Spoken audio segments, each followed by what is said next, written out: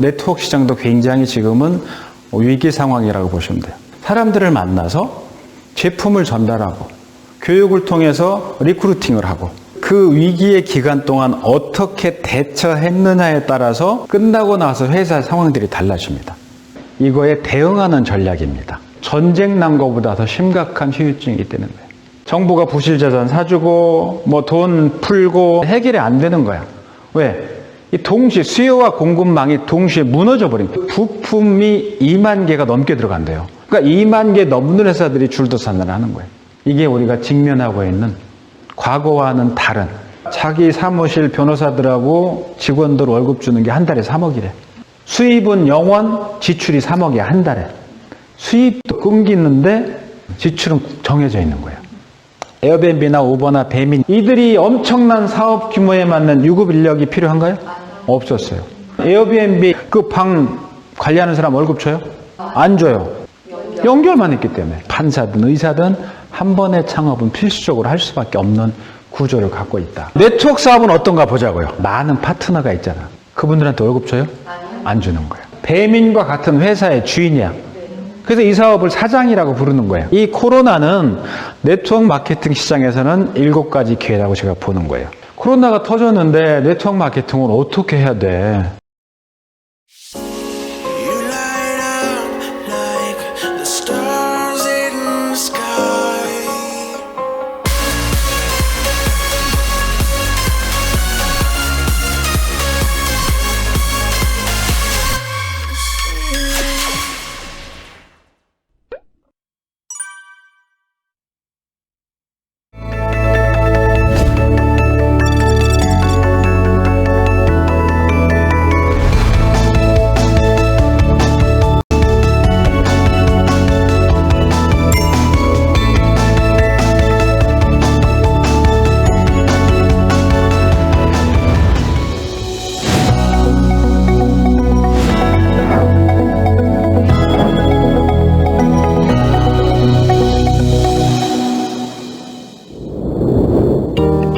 시크릿 가족 여러분 반갑습니다. 저는 송진구 교수입니다. 저는 강의를 하러 해외와 전국을 돌아다니는데 그 1년에 한 4, 5만 킬로 정도를 제 차를 타고 달리고 있어요. 근데 그 4, 5만 킬로는 지구 한 바퀴 이상을 도는 그런 거리인데 요즘에는 코로나 때문에 제 차가 한 2달 이상 꼼짝을 못하고 있습니다. 아주 한국 전체가 멈춘 것 같고 세계 전체도 멈춘 것 같아서 아주 걱정이 많습니다. 인류는 그동안 많은 위기들이 있었어요. 이번도 굉장히 심각한 위기인데 그런 위기들을 쭉 보면 인류는 지혜롭게도 그런 위기를 잘 극복해 왔습니다. 인간은 동물 중에는 가장 나약한 동물에 속한다고 볼 수가 있어요. 왜 그러냐면 우린 털이 없잖아요. 털이 없으니까 그대로 노출되면 동사할 수밖에 없어요. 그리고 사자나 호랑이처럼 날카로운 발톱, 이가 없기 때문에 사냥할 수도 없죠. 그래서 가장 먼저 멸종됐어야 될 인간이 어떻게 인류를 지배하게 될까를 분석을 해보면 2가지 원인이 나온다고 그래요. 첫 번째는 지혜랍니다. 그 2번째는 환경에 대한 적응력 때문에 지구를 지배한다는 거예요. 저는 그 주장에 100% 동의를 합니다. 근데 이런 위기 상황이 오면 많은 사람들은 그 전에 해왔던 방식을 그대로 고수하는 경우들이 많이 있거든요. 근데 위기를 극복한 그런 사례들을 보면 위기가 딱 터지면 위기가 오기 이전과 온 이후의 방법이 다른 거예요. 그래야 위기를 극복할 수 있는 거죠. 그때 꼭 필요한 게 역발상 전략이라는 게 꼭 필요합니다. 제가 알고 있는 사례 중에 역발상 전략 중에 아주 재미난 사례가 하나 있는데 아프리카 탄자니아 사례입니다. 탄자니아에 가면은 그 탄자니아 동물원이 하나 있는데 탄자니아는 동물들이 살기에 가장 좋은 조건이래요. 워낙 풀도 많고 태양도 좋고 비도 내리고. 근데 그 동물원에서 이상하게도 동물원을 관리할 때 적자가 난대요. 근데 엄청난 조건에도 불구하고 그 적자가 나는 이유를 보면 워낙 방대하니까 그 방대한 지역에 울타리를 쳐서 동물을 관리하고 구경하는 사람들은 정해져 있기 때문에 그 입장 수입이 관리 비용을 못 당하는 거였어요. 그래서 직원들이 고민을 많이 했답니다. 어떻게 하면 수입을 올릴 수 있을까? 근데 고민해도 답을 못 찾았는데 어느 날 그 탄자니아 동물원의 직원이 신문을 보고 아주 재미난 사례를 발견을 했대요. 그 당시 탄자니아의 시골 마을에 보면 우리 시골 마을은 담도 있고 이렇게 대문 같은 것도 있잖아요. 방 들어가려면 문도 이렇게 있고. 근데 거기는 그 당시에는 문이 없었대요. 집에 문이 없었대. 문이 없었기 때문에 근데 그 시골 마을에 그 늑대떼가 자주 출몰을 했다는 거예요. 그 늑대가 오면 걱정되는 거죠. 아이들을 집에 놓고 갈 수가 없으니까 엄마 아빠가 일하러 갈 때 애들을 데리고 가거나 아니면 당번을 정해서 교대로 아이를 보는 그런 아주 번거로움이 있었대요. 그러다가 어느 날 어떤 한 어머니가 아주 재미난 방법을 찾았는데 철공소에 간 거예요. 가서 주문을 한 거죠. 이렇게 철창으로 이렇게 우리를 하나 만드는 거예요. 이렇게 철창으로 작은 우리를 만들어서 집에 갖고 와서 엄마 아빠가 일하러 갈 때 그 철창 안에 꼬마들을 넣어놓고 안전하게 일하러 간 거예요. 갔다 오고 아주 안전하죠. 근데 어느 날 갔다 와 보니까 늑대가 그 우리 주변을 어슬렁거리고 있는 걸 엄마가 몽둥이를 들어서 쫓았다. 그게 신문 기사에 난 거예요. 그래서 그걸 직원이 보고 야 이게 답이구나. 그래서 보고를 한 겁니다. 자기 상사한테. 우리 탄자니아 동물원도 입장을 바꿔보죠. 우리가 적자나는 이유가 뭐예요? 너무 큰 동물원을 울타리를 쳐서 관리하다 보니까 이 비용이 너무 많이 드니까 거꾸로 그 어머니처럼 동물들을 다 풀어놓고 방목을 하고 그런 관리 비용이 없죠. 풀이 너무나 많으니까. 방목하고 대신 철창으로 만들어서 사람을 가둡시다. 그 사람을 차에 태워서 그 넓은 동물원을 다니면서 동물을 구경하게 합시다. 그렇게 한 거예요. 그랬더니 우리 그 동물들 원래 가까이 볼 수 없잖아요. 맹수들이니까. 철창 안에 있으니까 안전하죠. 가보니까 막 지체만한 코끼리, 뛰어다니는 호랑이나 사자들, 그리고 천정을 뚫을 것 같은 그런 기린, 그런 걸 보고 그 관람객들이 열광을 한 거예요. 그래서 그 동물원이 엄청난 수익을 올렸다는 사례가 있어요.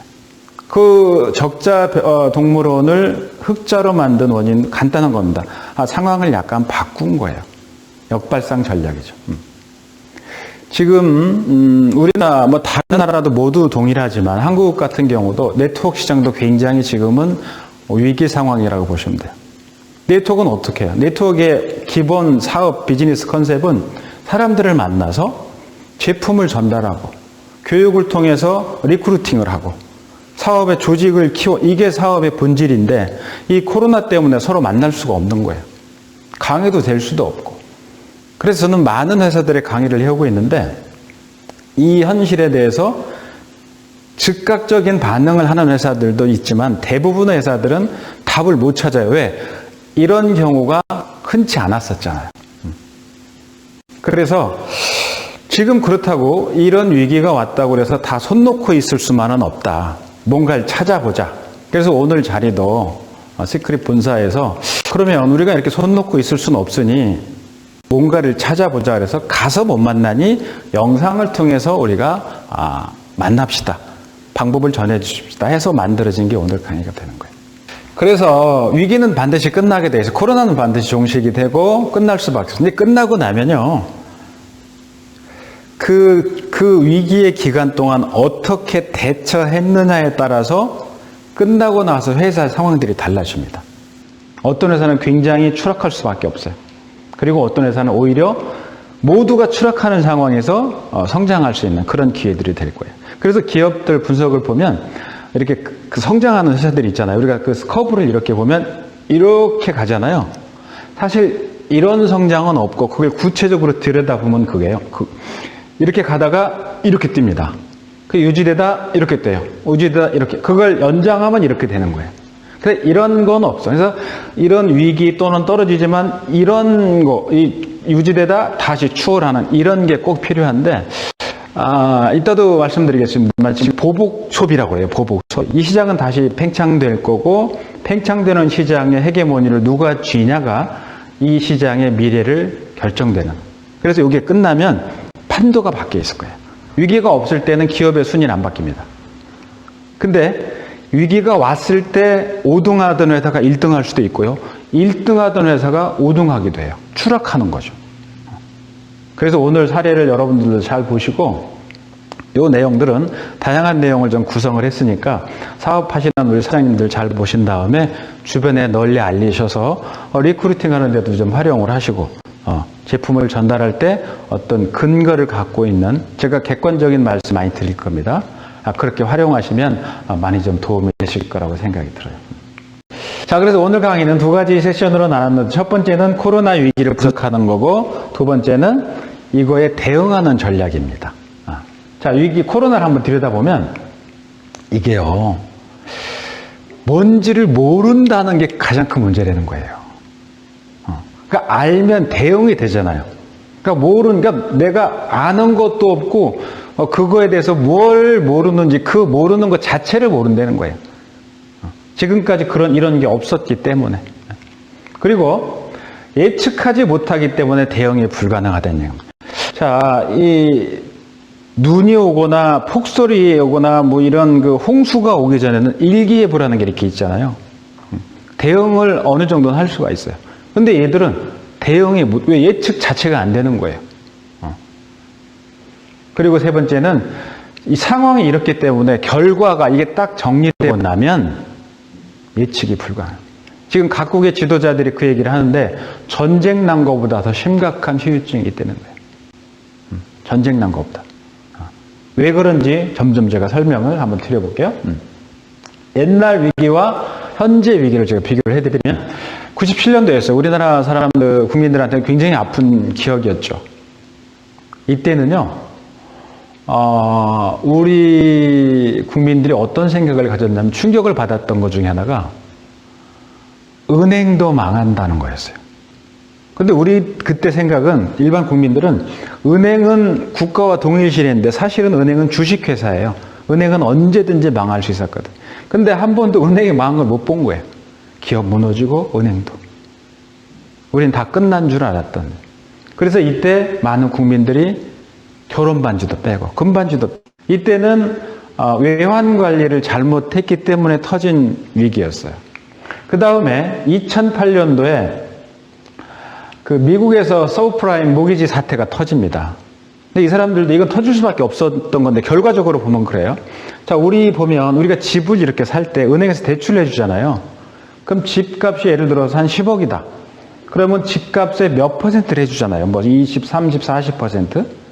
근데 이때는 집값이 10억이면 10억을 다 대출해 줬어요. 그러니까 이때 미국 사람들은 자기 이름만 갖고 집을 3채, 4채, 5채를 갖고 있었다니까. 그러니까 터질 수밖에 없는 구조였어요. 그 다음 위기는 2011년도에 터졌는데 이때는 유럽의 재정 위기 때문에 문제가 심각했죠. 이 대단한 나라들이 넘어졌어요. 이게 이제 과거의 위기들인데, 근데 과거 위기들은요, 어떻게 해결을 했냐면, 지금도 똑같이 우리가 하려고는 하는데, 이때는 정부에서 부실 자산이 있잖아요. 정부가 사주지 않으면 기업은 도산하는 거예요. 기업이 도산하면 다시 일으킬 수가 없거든. 부실 자산은 사줬어요. 그리고 돈을 풀었어요, 정부에서. 그리고 금리를 인하했어요. 그런 게 해결됐습니다. 이게 돈의 문제였거든. 근데 지금은요, 돈의 문제가 아닌 거예요. 그래서 지금은 정부가 부실 자산 사주고, 뭐 돈 풀고, 금리를 떨어뜨려도 해결이 안 되는 거야. 왜? 이 동시에 수요와 공급망이 동시에 무너져 버린 거예요. 그래서 전쟁보다 더 무섭다는 겁니다, 이게. 돈을 줘도 쓸 데가 없는 거예요. 그리고 공급도 돈이 있어도 살 수가 없어요. 공장들이 문을 닫고 있기 때문에 생산을 못 하거든. 그래서 이때와 과거와 지금은 판이 다른 거야. 그래서 이런 걸 우리가 처음 경험하는 거예요. 수요와 공급이 동시에 중지됐어요. 옛날에는 한쪽이 문제였거든. 그리고 우리나라가요, 제 기억에 가장 낮은 금리를 현재 갖고 있어요. 0.75%. 이게 IMF 때 아까 97년도 그때는 얼마였냐면 제 기억에 38%까지 갔어요. 엄청 높았지. 금리가 떨어져도 돈을 쓸 데가 없으니까. 그리고 가동이 중단된 기업이 도산하는 거예요. 이거는 연쇄 도산합니다.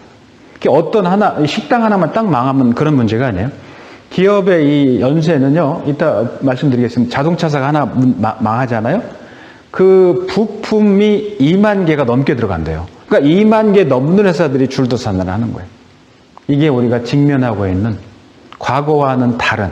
그래서 아까 말씀드린 것처럼 탄자니아 동물원처럼 과거와는 다른 전략으로 여기에 어프로치를 해야지 과거하고 똑같이 해봐야 해결이 안 된다는 거죠. 이만큼 심각합니다. 지금은 우리가 일상관리에 좀 팁을 좀 제가 드리는데 이 내용은요. 제가 우리 아이들 학생들 대학에 들어오면 1학년 학생이 제 수업을 이렇게 듣게 되는데 전교생이 제 수업 대상이거든요. 그럼 이 얘기를 제가 오래전부터 했어요. 자, 한번 볼까요? 자, 이건 팁입니다. 이건 우리가 코로나와 관계없, 앞으로도 늘 이런 코로나가 또 와요. 올 수밖에 없어. 근데 여기 왔을 때 대응할 수 있는 방법, 간단한 방법들인데, 자, 수족구병, 폐렴, 독감, 이런 감염병의 70%를 예방 가능한 방법이 뭘까요? 손 씻기가 이렇게 중요하다는 거예요. 근데 질병관리본부에서 이 조사한 걸 보면 여기서 원래 권하는 게 이렇더라고. 30초 이상 흐르는 물에 비누로 씻으라 이거예요. 근데 거기에 해당되는 사람이 결론부터 말씀드리면 2%밖에 안 돼요. 그래서 그냥 물로만 씻는 경우가 있어요. 물도 어떻게 하냐면 저는 늘 이렇게 돌아다니니까 그 휴게소 화장실 가잖아요. 그러면 제가 볼 때는 3분 중에 1분은 그냥 가세요. 씻지 않는 경우. 그리고 비누로 30초 미만 씻는 경우. 이게 2%밖에 안 되더래요. 그래서 비누로만 씻어도 상당한 질병, 그러니까 70%를 미리 예방할 수가 있다는 거예요. 그래서 위생 물티슈 우리가 가끔 쓰잖아요. 이거 50%, 손소독제 98%인데 비누가 99%래요. 근데 이런 게 걱정되지 않아요? 이거? 화장실 좋아 교수님 휴게소 같은 데 가서 손 씻는 건 좋은데 거기 보면 휴게소에는 이렇게 그 세제 있지만 비누가 있는 경우 많잖아요. 또 비누가 이렇게 젖어서 물에 젖어 있는 경우 많죠. 써야 돼요, 안 써야 돼요? 걱정할 필요가 없대요.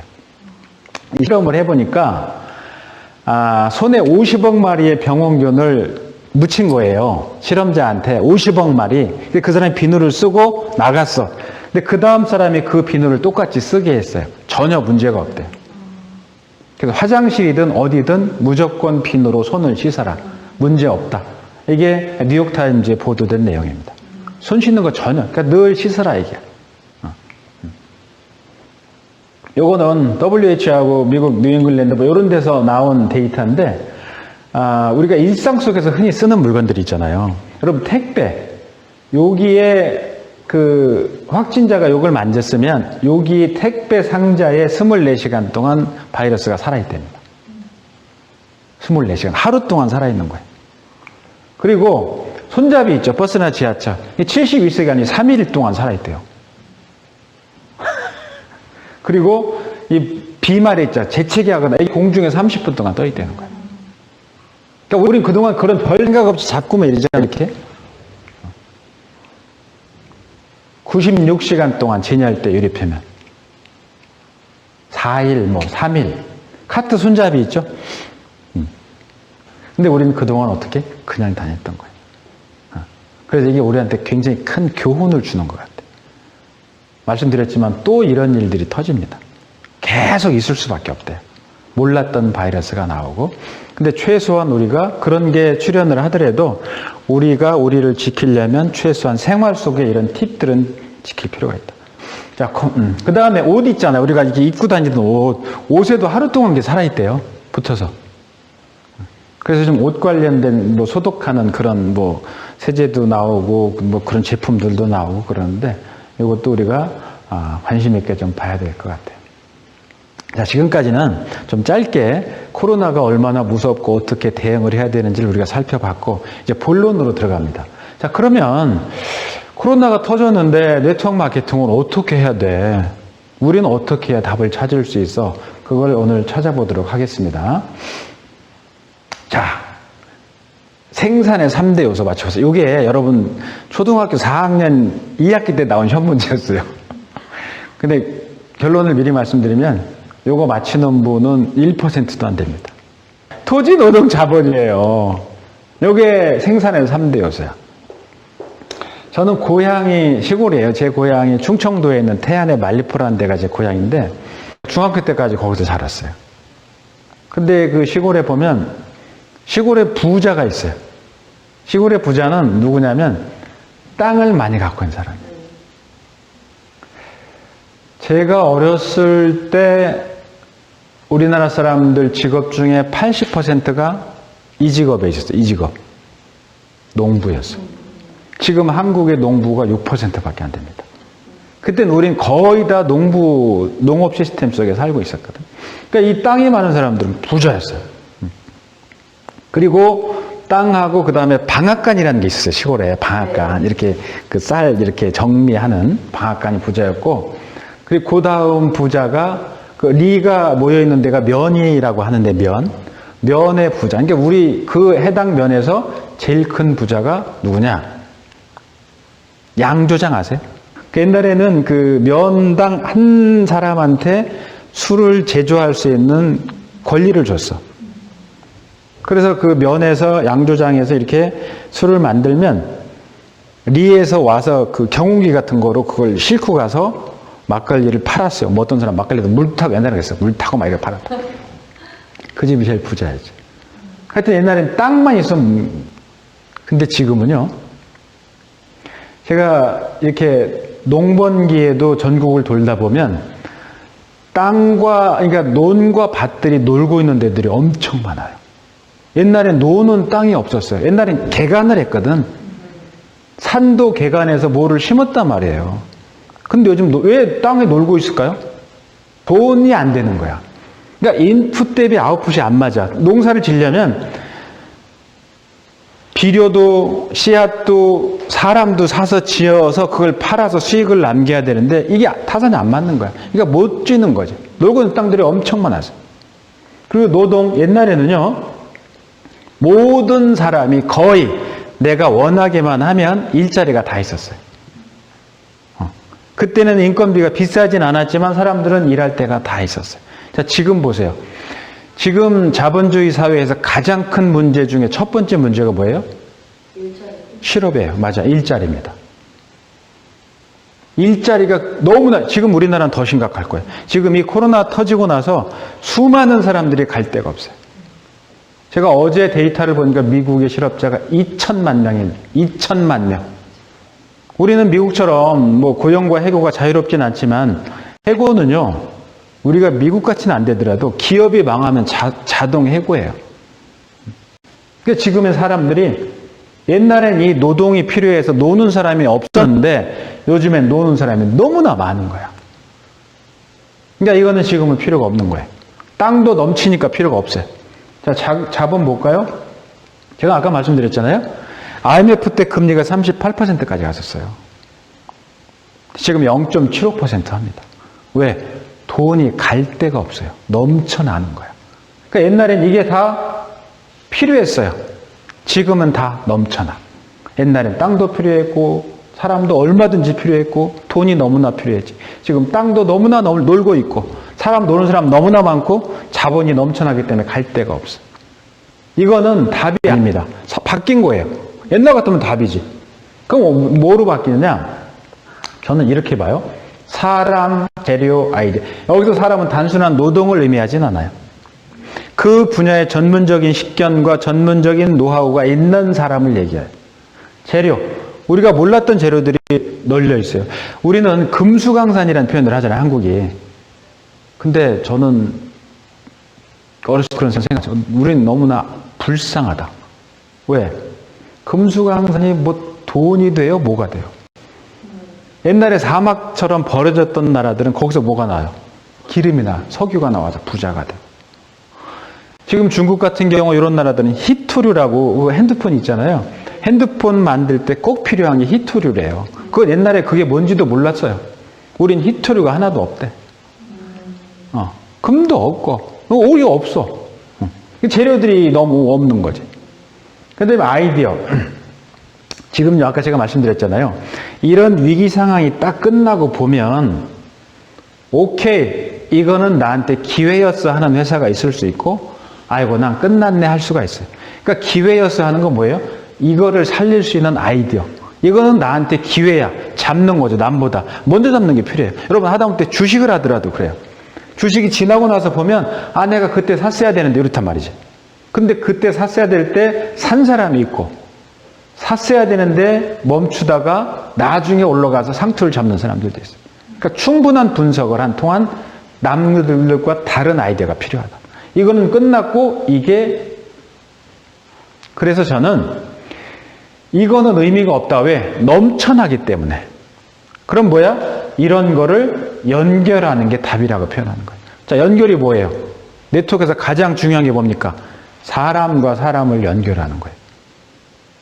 저는 네트워크 사업을 강의를 제가 한 지가 한 16, 17년 정도 되는데 어떤 분들 보면 네트워크는 판다는 표현을 하는데 저는 그렇게 표현하진 않아요. 네트워크는 파는 팔면 여러분 보세요. 이 방송을 보시는 우리 시크릿 그 리더분들도 보시면 내가 판다면 파는 게 비행기를 파는 건 아니잖아요. 비행기나 무슨 탱크나 미사일이나 잠수함을 팔면 커미션이 많이 오지. 그죠? 근데 내가 파는 게 뭐예요? 판다는 즉 파는 게 뭐야? 제품들 아니에요. 사회에서 만들어진 그런 제품들. 그런 제품을 팔아서 내가 리더분들 그런 엄청난 수익을 어떻게 올려요? 올릴 수가 없어요. 이건 파는 게임이 아니에요. 사람을 리크루팅해서 조직을 늘려서 제품을 전달하는 게임이지 결코 파는 게임. 팔면 한계가 딱 있거든. 이 업의 답은 뭐냐면 연결하는 게 답이다. 이게 연결. 그래서 있는 거를 연결하는 거. 너 땅 많지? 놀고 있지? 너 땅 필요하지? 연결. 너 이 제품 필요하잖아? 너 제품 만들고 있지? 내가 연결해 줄게. 이건 세계에서 하나밖에 없는 시스템이야. 세계에서 하나밖에 없는 재료야. 사회에서 나오는 게 그렇잖아요. 시크릿 제품들이. 너 필요하지? 피부에 무슨 문제가 있어? 내가 연결해 줄게. 이게 답이에요. 그래서 여러분 사회에서 나는 그 소금이 좋다고 여러분이 그 사업을 하면 돼, 안 돼? 안 되는 거예요. 여러분 사업하면 안 되는 거지. 여러분 사업이라는 건 여러분 가서 제조하고 그러면 안 되는 거예요. 제조하려면 얼마나 많은 돈들이 또 필요해. 그럴 필요 없어요. 이미 있는 거를 내가 답이 뭐냐? 연결하는 게 답이에요. 자, 그러면 손 교수 당신 얘기한 대로 진짜 연결이 답입니까? 그런 의문이 있을 수 있어요. 근데 그런 답들을 제가 입증을 좀 해드리면 이건 제가 주장하는 건 아니고 기존에 있던 내용들을 객관적으로 입증을 좀 검증을 해드리면 자, 이 여행자한테 꼭 필요한 게 뭐냐면 이런 숙소입니다. 근데 지금까지는 돈이 있는 사람이 땅을 사고 이렇게 호텔을 만들어서 여행객을 유치했어요. 지금까지 시스템이 그랬어요. 아까 생산의 3대 요소가 뭐였어요? 토지, 노동, 자본이야. 그게 있는 사람들이 이걸 했단 말이지. 근데 제가 뭐라고 그랬어요? 이게 답이라고 그랬잖아요. 생산하지 마라. 생산은 따로 있다. 연결이. 그래서 이 둘을 연결한 회사가 있어요. 요즘 젊은 친구들이 많이 가는 데인데. 정답, 에어비앤비. 이 회사의 역할은 뭐예요? 연결하는 거예요. 그래서 여러분 뭐 이런 호텔 체인들 보면 전 세계 체인들 많이 있잖아요. 요즘 호텔 체인들 아주 죽습니다. 손님이 어서 죽는데 힐튼 호텔 아실 거예요. 힐튼 호텔이 100년이 넘은 회사입니다. 근데 힐튼 호텔이 갖고 있는 전 세계 방이 65만 개래요. 힐튼 호텔 체인 방이. 근데 에어비앤비 방이 몇 개냐? 200만 개래. 기업 가치가 34조 원. 근데 여러분 보세요. 이 에어비앤비가 갖고 있는 200만 개 방이 에어비앤비 거예요? 아니죠. 누구 거예요? 개인 주인 거예요. 주인은 따로 있는 거예요. 근데 에어비앤비가 한 건 뭐예요? 연결이야.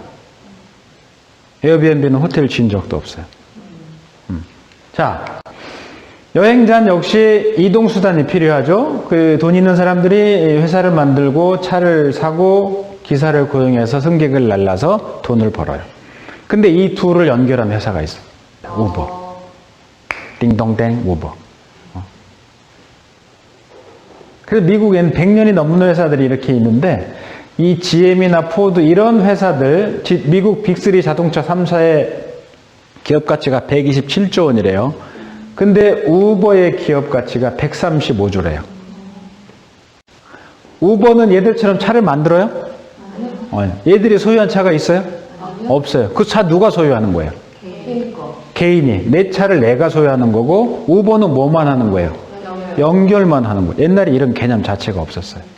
없었어요. 아니, 남의 차를 어떻게 타냐? 택시도 아니고. 이랬다니까. 아까 그랬죠? 사람, 재료, 아이디어가 답이다. 이런 아이디어가 세상의 판을 바꾸는 거예요. 100년이 넘은 회사들이 갖고 있는 기업 가치보다 애들이 훨씬 높아. 애들이 뭘 했기 때문에? 연결했기 때문에. 우리나라 사례 보면 소비자는 제공자한테 주문하면 오고 뭐 가서 사 먹던 집 식당 같은 경우도 가서 내가 직접 먹고 식당에서 만들어주고 이러죠. 우리가 밥을 먹으려면 어디 갔어요? 식당에 가야 됐어요. 근데 이 둘을 연결한 회사가 있어. 한국 회사죠.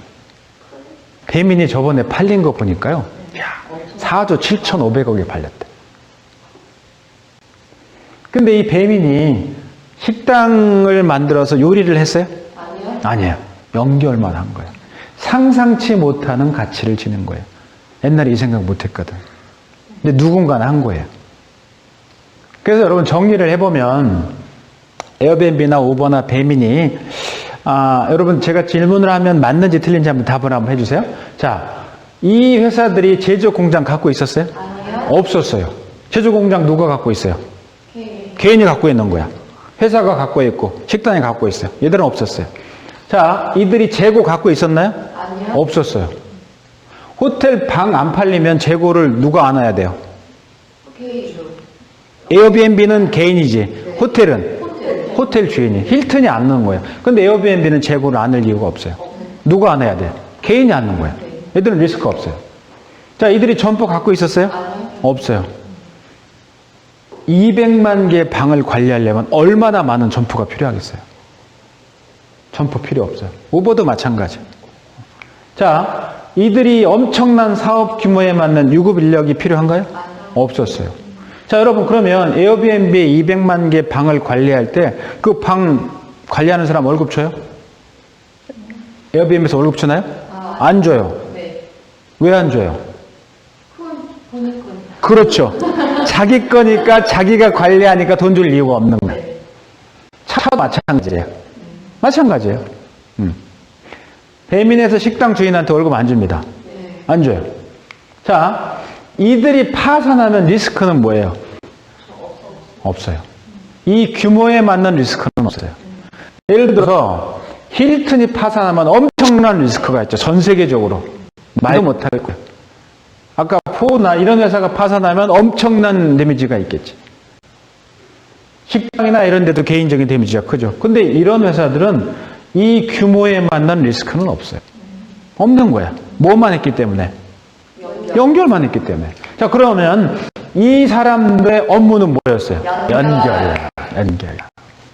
이 답이에요. 그래서 이런 시대에 굳이 생산하지 마라. 재고 갖고 있지 말고 점포 갖고 있지 마라. 왜 갖고 있어?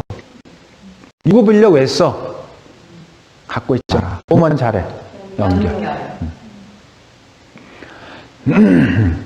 자, 그러면 여러분 에어비앤비나 우버나 배민 같은 이런 회사들이 세상에 없었던 걸 개발했잖아요. 그 이 사람들이 무슨 특별한 기술이 있었어요?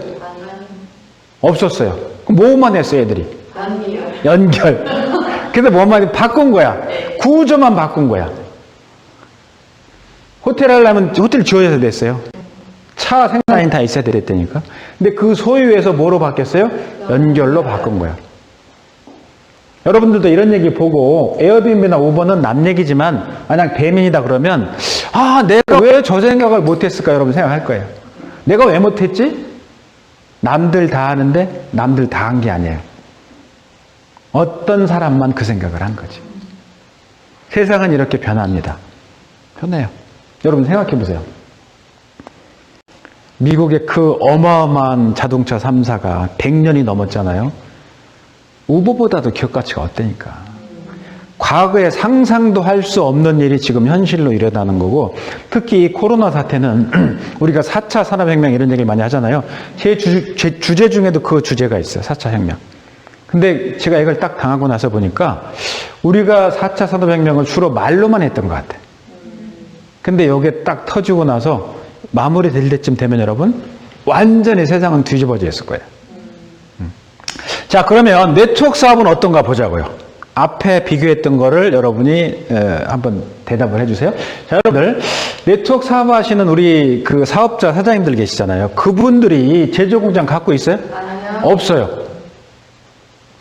그분들이 다른 회사들처럼 이거 재고가 있어요? 아니요. 없어요. 이 재고는 누가 갖고 있어요? 회사가 갖고 있는 거야. 제품은 누가 제조해요? 회사가 하는 거야. 자, 그러면 사업자 사장님들이 점포 갖고 있어요? 아니요. 없어요. 이게 얼마나 감사한 일인지 요즘 아실 거야. 점포 필요 없어요. 갖고 있지도 않아. 자, 사장님들이 이거 어떤 리더분들 보면 수입이 굉장히 크잖아요. 그 수입을 견인할 만한 많은 파트너가 있잖아. 네. 그분들한테 월급 줘요? 아니요. 안 주는 거예요. 유급 인력이 없어요.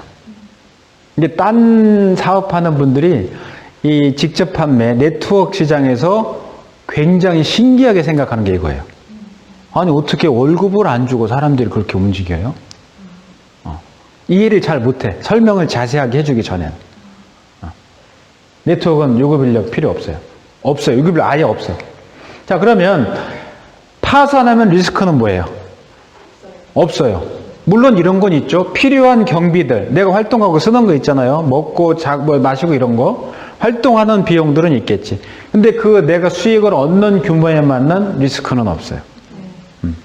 자, 그러면 사장님들이 할 일은 뭐예요? 정답이야. 간단한 거예요. 이 사업을 들여다보면 간단해. 그러니까 제조공장 가질 필요도 없고 재고도 필요 없는 거예요. 그리고 점포 필요 없어요. 유급 인력 필요 없고 파산하면 리스크도. 연결만 하면 답이다. 이해하시겠어요? 네. 요거를 여러분 알기 쉽게 설명을 하셔야 돼. 신규 리크루팅 하실 때. 자, 그래서 지금부터는 이걸 좀 설명하려면 시간이 긴데 오늘이 워낙 특집으로 만들어줘서 시간이 짧아요. 그렇기 때문에 요약을 해드리겠습니다. 요거를 어떻게 7가지 기회라고 하는지 요약을 해드리고 더 자세한 내용은 나중에 여러분이 강의장에서 만났을 때 제가 더 자세하게 풀어드릴게요. 그때 시간이 충분하니까.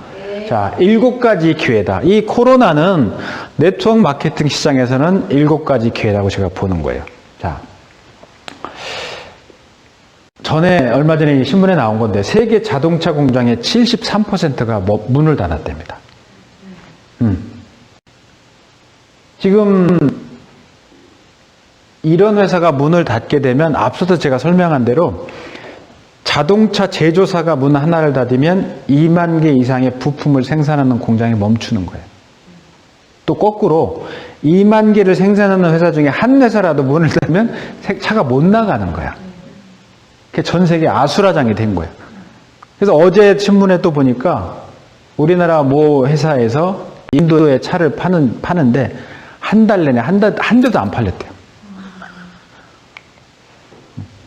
이런 뉴스 계속 나옵니다. 근데 여러분, 네트워크 마케팅은 공장, 여러분이 사업하시는 여러분 공장 있어요? 없는 거예요. 그러니까 공장이 문 닫을 염려는 여러분 없는 거예요. 요즘 사이즈로 보면 제일 큰 문제입니다. 이게 공장을 갖고 있다는 게. 그러니까 무공장 사업을 한다는 거는 네트워크 마케팅 중에 첫 번째 좋은 거예요. 첫 번째. 자, 두 번째는 뭐냐? 재고입니다. 얼마 전 뉴스를 보니까 맥주 있잖아요. 맥주 한 잔에 맥주 한 잔에 $5 한답니다. 이게 캐나다 얘기예요. $5인데 이 원유 그 드럼통 있잖아요. 드럼통 한 통이 $4래요. 또 얼마 전에 유가가 마이너스까지 갔었어요. 지금 뭐 미국, 러시아, 사우디 이런 나라들이 전쟁을 하고 있잖아요. 이 기름 때문에. 재고 때문에 망하는 거예요. 그래서 제가 아는 저랑 같이 운동하는 기장이 있는데 그 기장이 지금 2달, 3달째 방학이에요. 비행기가 안 떠. 호텔도요, 요즘 신문에 나온 거 보면 1+1이야. 방 하나를 예약을 하면 하나를 또 쏠 수 있게 줘. 근데 이 금액 자체도 기존에 있는 금액보다 훨씬 떨어진 거예요. 의류, 치킨, 멍게, 마늘, 이 재고 때문에 난리가 아니라. 그러니까 재고를 많이 안 하면 망하는 거예요. 근데 여러분, 네트워크 사업은 재고가 있어요? 아니요. 없어요. 재고는 누가 갖고 있다 그랬어요? 회사. 회사가 갖고 있는 거야. 내가 이것 때문에 망할 일은 없는 거예요. 자, 세 번째 점포입니다. 문 닫고 월세 내고 관리비 다 내요. 이건 식당도 마찬가지고 사업도 똑같아. 저하고 아주 친한 친구가 늘 만나서 이렇게 운동하고 가끔 막걸리 한 잔씩 하는 친구가 이렇게 3명이 있는데 완전 초비상이에요. 저도 초비상이죠. 저는 본업은 교수지만 학교에서 나오는 월급은 제가 전체 버는 사이즈에 비해서는 굉장히 작은 거예요. 근데 제가 메인 수입이 강의 수입이거든, 방송하고.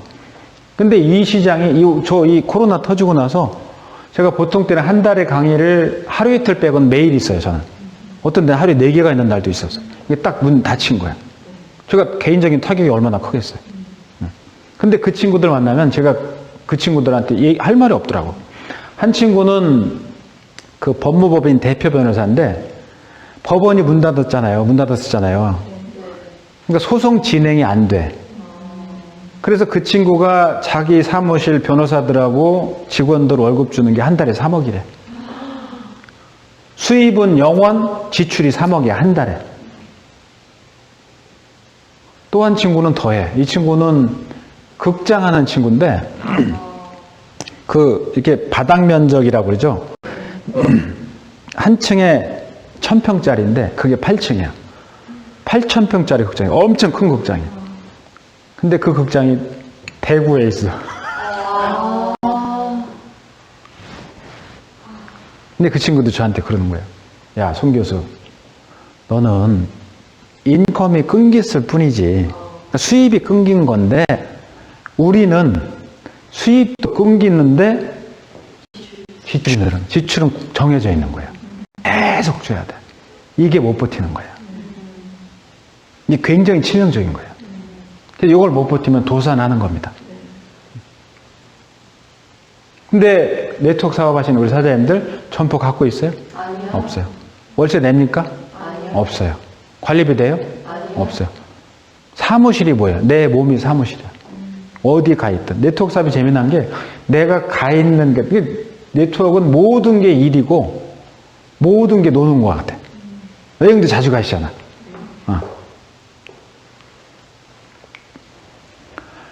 직장인들 설문한 거예요. 직장인한테 앙케이트를 했더니 77%의 직장인이 투잡을 하고 싶대.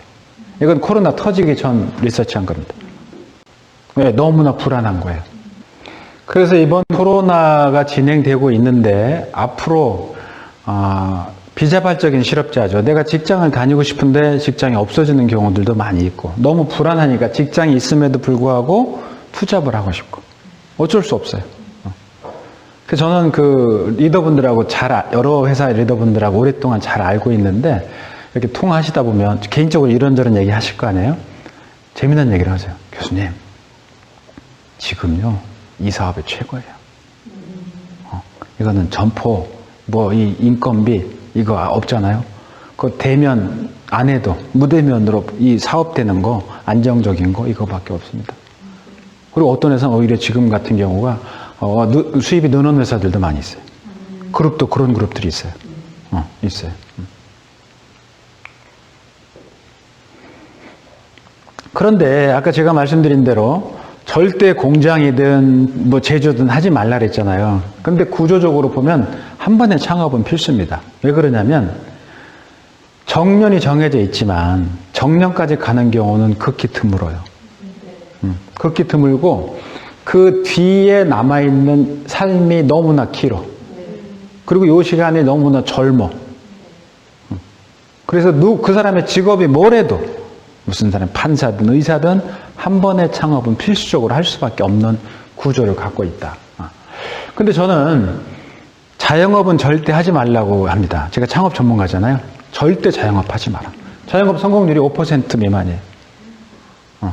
근데 우리는 자영업할 때 어떻게 다 100% 성공할 수 있다고 판단하고 하죠. 이건 우리나라하고 또 미국하고 데이터인데 인구 1000명당 식당의 숫자예요. 근데 미국이 2개가 안 되죠? 네. 우린 12개가 넘어요. 근데 우리 옛날에 무슨 얘기가 있었냐면 먹는 장사가 남는다라는 때가 있었어요. 네. 그때 식당 수가 작았어요. 적었어. 근데 우리 이렇게 돼 있어요. 그러니까 이거는 의미하는 게 식당은 창업하는 순간부터 위험화되는 거예요. 우리나라를 치킨 공화국이라는 표현들 많이 하는데 그 맥도날드 매장 아시잖아요. 네. 이게 전 세계에 있잖아요. 네. 전 세계에 있는 매장이 35,000개래요. 근데 한국의 닭집이 59,000개랍니다. 우리나라 진짜 대단한 나라예요. 전 세계 맥도날드 매장보다 한국 치킨집이 더 많아. 근데 치킨하고 맥주 같이 파는 데 있죠. 호프집. 네. 거기가 한 87,000개. 그리고 여러분 커피 드시잖아요. 네. 근데 커피를 전문으로 파는 데도 있고 커피를 사이드로 파는 데도 있어요. 그걸 합하면 커피 파는 데가 10만 개래. 그러니까 우리가 옛날에 커피 이렇게 안 마셨거든. 이게 밀려 들어오는 거야. 특히 이 식당, 치킨 이런 쪽이 매우 심각하고 이 지역은 치킨이 많이 죽는 데입니다. 닭들이 많이 죽는 데들이고 치킨. 닭집 주인도 위험해요. 그래서 우리가 OECD 국가 중에 극단적 선택 1등 나라입니다. 그 중에 제일 큰 비중이 금전적인 이유 때문에 그런 문제가 벌어져요. 너무나 안타깝죠. 자, 음식점 폐업률 얼마나 될 것 같아요, 여러분? 92%. 이게 연합뉴스가 내놓은 데이터인데 창업자 대비 폐업자 비율이에요. 요거는 코로나 이전 문제이기 때문에 코로나가 지나고 나면 더 심각할 것 같아요. 너무나 안타까워요, 진짜. 이분들은요, 저는 이 교수하기 전에 사업을 했었거든요. 이게 얼마나 피눈물 나는지를, 얼마나 하루하루가 마음이 이 절벽인지는 안 해보면 몰라요.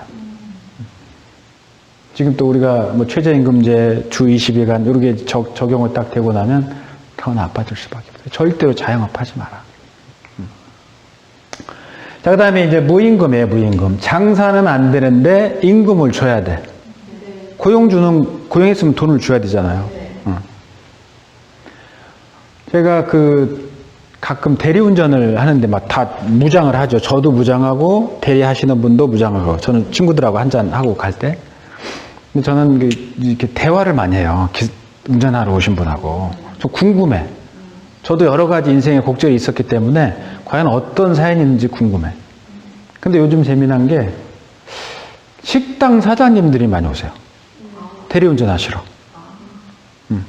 그래서 어떤 분은 막 얘기하시다가 저는 얘기 들을 때 그냥 이렇게 안 듣거든요.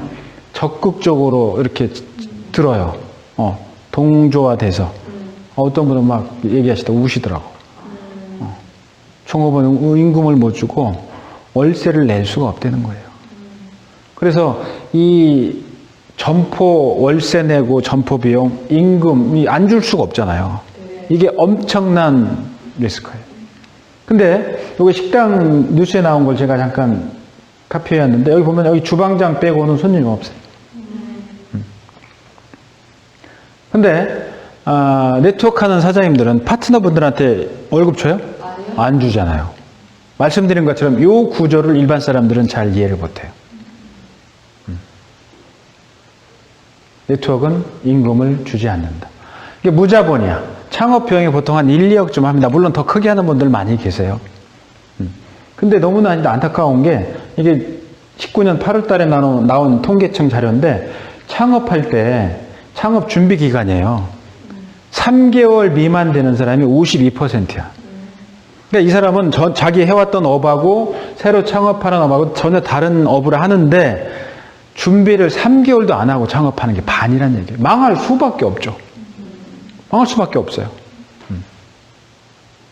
이 2억이라는 돈이 얼마나 큰 돈이냐면 현재 한국의 그 맞벌이 기준으로 부부가 한 집에 저축 가능한 금액이 102만 원이래요. 102만 원 평균적으로. 그거를 20년 해봐야 한 2억 4천? 그러니까 보통 이렇게 하면 거의 20년 가까운 돈을 한 번에 날려버리는 거죠. 근데 네트워크 마케팅 사장님들은 점포 사업 같은 이런 자본금 필요 있어요? 시크릿 하려면 한 2억 정도 필요합니까? 아니잖아요. 필요 없는 거예요. 이것도 굉장한 기회입니다. 자, 그 다음에는 그 무리스크인데, 리스크가 없는 건데, 제가 자영업을 하지 말라는 이유는요, 거기 망하면 내가 그거를 감당할 여지가 없어요. 감당할 수가 없어요. 예를 들어서 사업은 그래요. 만약에 내가 100억 있는 사람이다. 그러면 잘 안 해본 영역이면 처음에 한 10억, 20억 이렇게 해야 되잖아요. 근데 100억 있는 사람은 얼마짜리 하는 줄 아세요? 100억짜리예요. 그렇죠. 10억짜리 하면 이게 느낌이 없대.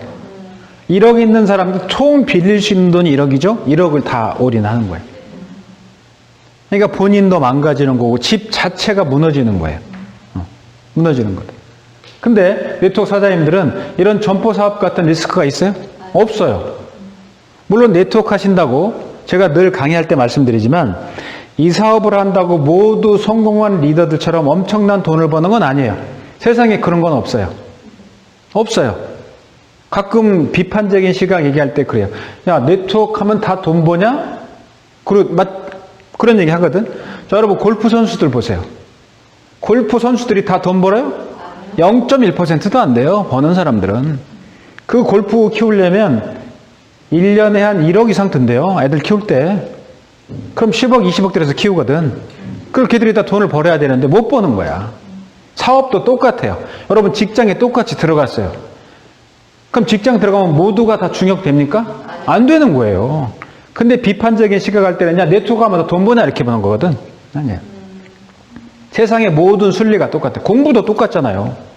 입사할 때도 경쟁을 거칠 때 성적이 우수한 친구가 입사를 하는 거거든. 나머지 친구 입사도 못해요. 네트워크의 기회는 리스크가 다른 사업보다 없거나 적대는 거예요. 그 다음에 무대면 요즘 이런 문제가 너무 심각하잖아요. 그러니까 대면하지 않아도 이 사업은 되는 거예요. 나머지 다 대면을 해야 돼. 이런 사업들. 비행기가 이게 김포공항 사례인데 여기다 그 한 주에 한 9만 명 정도가 왔다 갔다 했대 김포공항의 국제선에. 지금은 한 명도 없답니다. 국제 비행기가 안 뜨는 거예요. 아까 말씀드린 것처럼 제가 하는 기장 지금 2-3달 동안 방학하고 있는데 비행기가 안 떠요. 이런 건 다 장치 산업이에요. 호텔, 여행사 다 망가졌어요. 못 버팁니다. 그런 대면하지 않으면 이런 문제가 벌어지는데 네트워크는 어때요? 그렇죠. 만나지 않고도 매출이 증대가 돼요. 제가 그런 기업들 많이 봐요. 그런 그룹들. 그래서 이것도 역시 네트워크 마케팅만이 가질 수 있는 기회다. 그래서 좀 그 무대면 언택트라는 얘기를 많이 들어보셨잖아요. 요즘엔 채용할 때도 인터뷰할 때도요. 이렇게 영상으로 합니다. 직접 인터뷰 안 해요. 그리고 재미난 게 뭐 진료는 그렇다 쳐도 모델하우스 있잖아요. 가서 보는 거야. 방이 몇 개인지 샤워실이 어딘지를 봐야 되잖아. 이걸 지금 다 영상으로 해요. 신기하더라고. 이게 영상으로 하니까 왜 이걸 지금 했냐 그러는 거야. 해보니까. 근데 우린 가서 봐야 되잖아요. 그러지 않아도 돼. 그래서 이런 쪽 영역이 굉장히 넓어졌어요.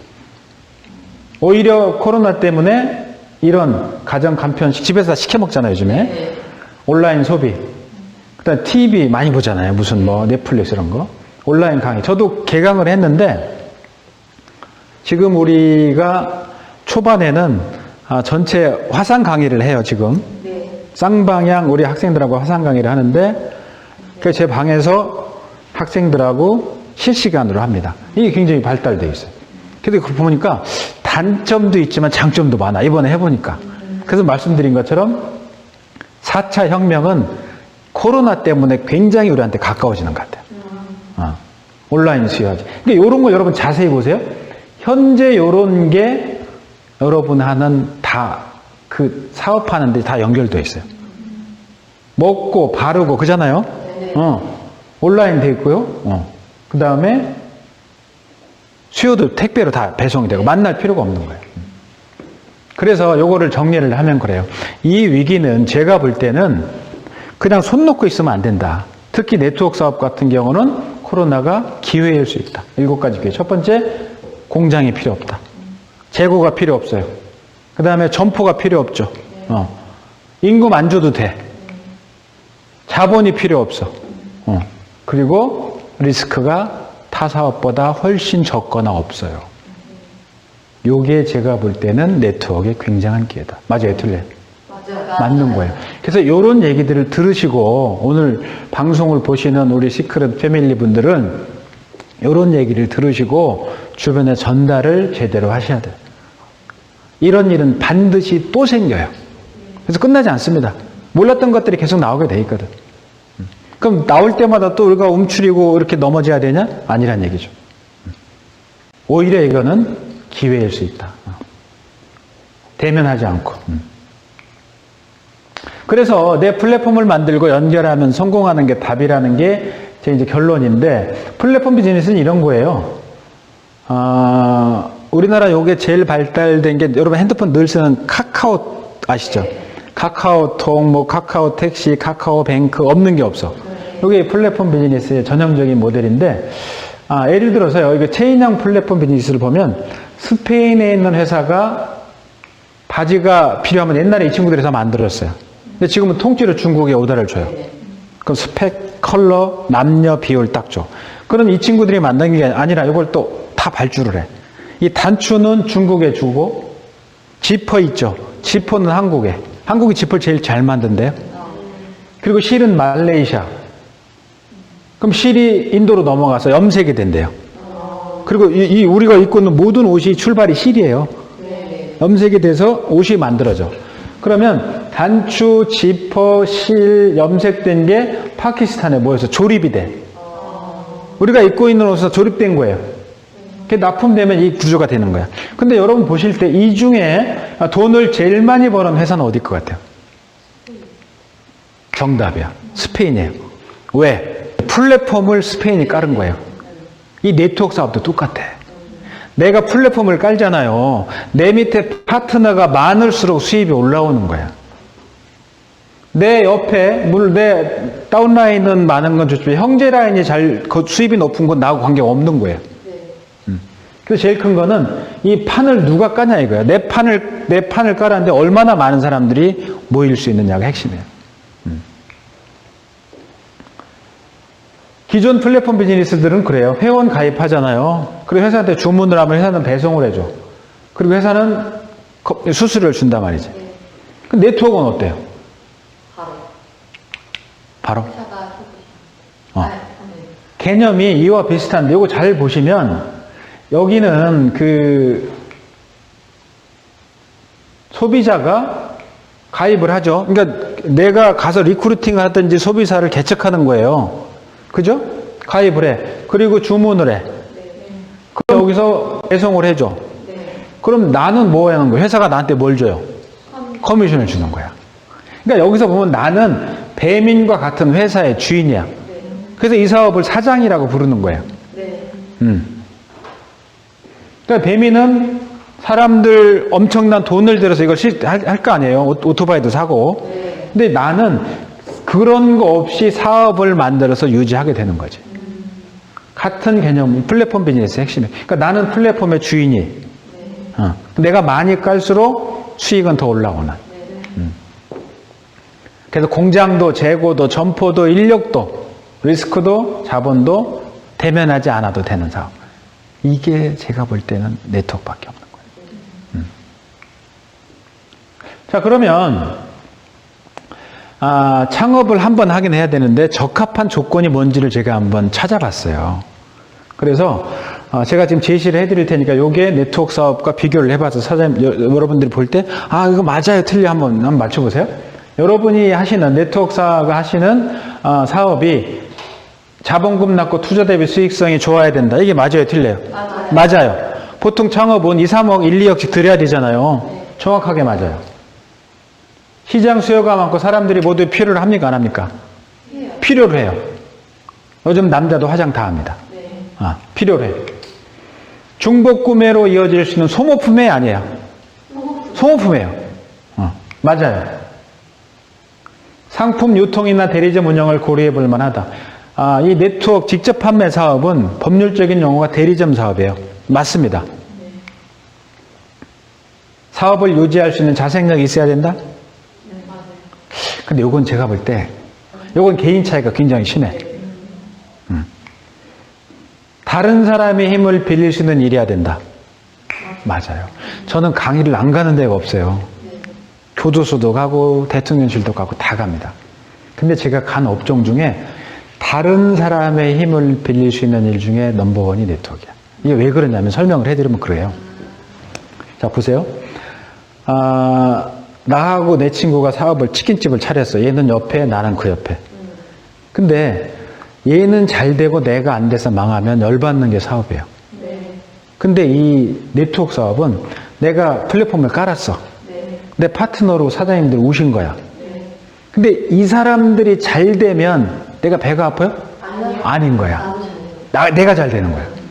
그리고 파트너가 많을수록 내가 좋고 스폰서는 나를 이끌어주는 거야. 그러니까 위에서는 밑을 이끌어주고 그 밑에서는 나를 따라오는 거예요. 그러니까 딴 사람이 잘 될수록 내가 좋은 게 이 사업밖에 없어요. 이것도 정확하게 맞아요. 성공 인사와 친분을 쌓을 수 있는 일해야 된다? 별 사람 다 만나요. 별 사람이 다 바르고 먹잖아. 삶의 질을 높이고 이상을 실현할 수 있어야 된다. 완전히 맞아요. 제가 이렇게 그 그룹별로 세미나를 가보면 여기 자주 눈에 띄는 분들이 있잖아요. 제가 자주 가는 그룹들이 있으니까. 처음에 이제 애기 사업자예요. 근데 점점 이렇게 성장해.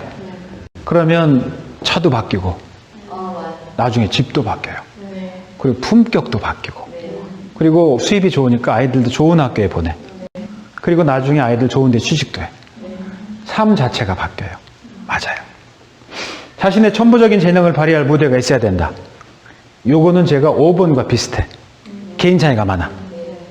10번째, 인정을 받고 끊임없는 수요가 있어야 된다. 수요가 끊임이 없어요. 잘 될수록 인정을 더 받아. 이게 창업의 기준인데 요거는 제가 주장하는 기준이 아니고 하버드 대학이 주장하는 창업 10대 기준. 그래서 여러분들이 리크루팅 하실 때도 가서 다짜고짜 얘기하지 마시고 이런 데이터를 놓고 둘이 앉아서 얘기를 하는 거예요. 야, 자영업은 이런 리스크가 있대. 식당이 망하는 게 92%래. 그거 할래? 아니면 창업해야 되는데 이런 걸 할래? 저 같으면 하겠어요. 근데 이걸 줄이면 요약하면 이래. 돈은 투자하지 않는 게 좋아요. 왜? 망할 수도 있잖아. 그죠? 시간과 노동은 투자해야 돼. 방법이 없죠. 만약에 잘못돼도 리스크가 없거나 줄여야 돼. 제가 볼 땐 이런 업종을 찾는 게 답이라 이거예요. 이런 업종이 요약하면 뭐예요? 맞아요. 그래서 네트워크 사업은 나 혼자가 사장인 거예요. 혼자가 사장이에요. 많으면 내가 회장이야. 그룹의 회장 같은 개념이야. 많은 수익들이 올라오니까. 만약에 잘못돼도 공장도 없고 재고도 없기 때문에 리스크가 없거나 줄일 수 있는 거예요. 1인 사업이 답이다 이거예요. 그래서 말씀드린 것처럼 성공한 리더분들이 그 얘기를 하는 거예요. 아까 말씀드렸잖아요. 교수님, 이게 답이에요. 종업원 임금 안 줘도 되고요. 월세 안 냅니다. 뭐 없어요. 그냥 전화만 배송이 돼요. 전화할 필요도 없으면 인터넷 다 돼. 이런. 코로나는 여기서 그치지 않을 거예요. 물론 코로나는 끝날 겁니다. 끝나는데 새로운 것들이 또 올 거예요. 그래서 사람들이 오고 나서 우왕좌왕 할 게 아니라 준비를 하는 게 보통 이렇게 투자하는 사람들을 보면 기다려요. 위기도 똑같아요. 좋은 상황에서 성장하는 것보다 안 좋은 상황에서 성장하는 게 훨씬 더 효과적이라며. 그 준비된 사람들은. 자, 요즘 보복 소비라는 얘기가 유행을 하고 있는데 하버드에서 요거를 연구한 적이 있었어요. 그래서 두 팀을 나눠서 한 팀은 슬픈 영상을 보여준 거예요. 막 눈물 흘리는. 또 한 팀은 자연 다큐를 보여준 거야. 보여주고 그 문 앞에 물병을 놨대. 나가면서 물병을 사는 조사를 한 거예요. 그랬더니 슬픈 영상을 봤던 사람이 자연 다큐를 본 사람보다 구매율의 30%가 높아지더라는 거예요. 근데 요즘 여러분, 저도 어제하고 그저께 신문 계속 보니까 백화점 매출이 작년 요 시즌보다 지금 더 늘었다는 거예요. 특히 그 중에 뭐가 늘었냐? 보이네요. 명품이 더 늘었대요. 왜 그러냐면 슬프고 우울할수록 자신의 가치를 낮게 평가한대. 이게 이렇구나, 내 인생이. 그래서 뭔가 비싼 걸 사면서 보상받으려는 심리가 있다는 거예요. 저는 솔직하게 진심으로 말씀드리면 저는 네트워크 리더분들을 진심으로 존경합니다. 왜 그러냐면 제가 처음에 네트워크 시장에 강의에 올 때가 한 16, 17년 전이었어요. 지금부터. 그때는 세상이 어땠냐면 네트워크 한다, 다단계 그러면 간첩인 줄 알았던 때가 있어요. 간첩이야. 뭐 생긴 것도 이상하고 막 이렇게 뿔 달리고 막 이런 인식됐던 때가 있었어요. 근데 지금 성공한 리더들이 그 시간을 견딘 거예요. 견딘 거예요. 진짜 대단한 사람들이죠. 이분들은 국가도 못했고 부모도 못했던 걸 해줍니다. 파트너한테. 그게 뭐냐?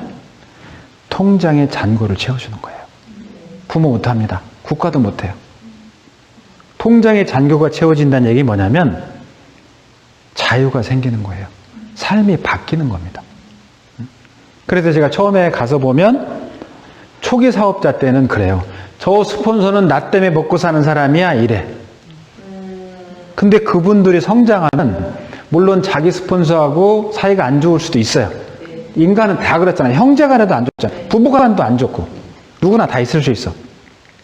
근데 스폰서하고 관계가 안 좋더라도 성공한 리더들이 무슨 얘기를 똑같이 하냐면 저분 때문에 내 인생이 바뀌었습니다. 그 얘기를 해요. 그러니까 인생을 바꿔주는 사람들이 리더들이에요.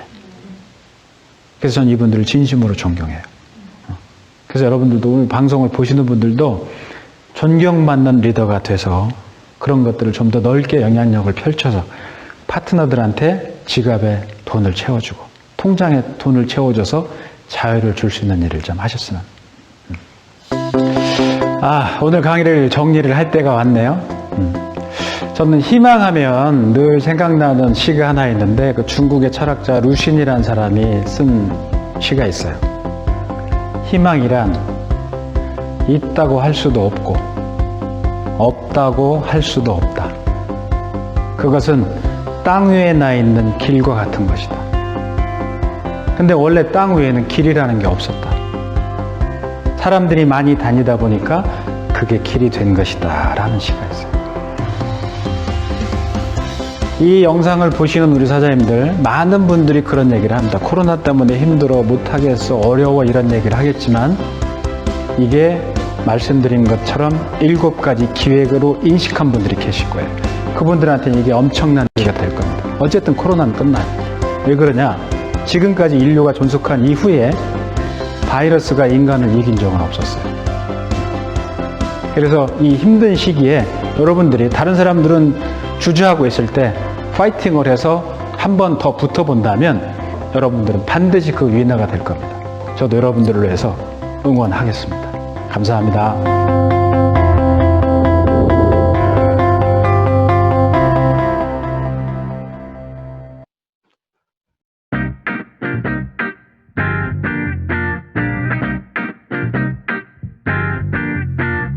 We did it right, secret life 하늘을 잡아 Looking for stars 언제나 비밀을 찾아 모두가 열망하던 부의 공동체가 우릴 빛나게 해 Right, secret is my life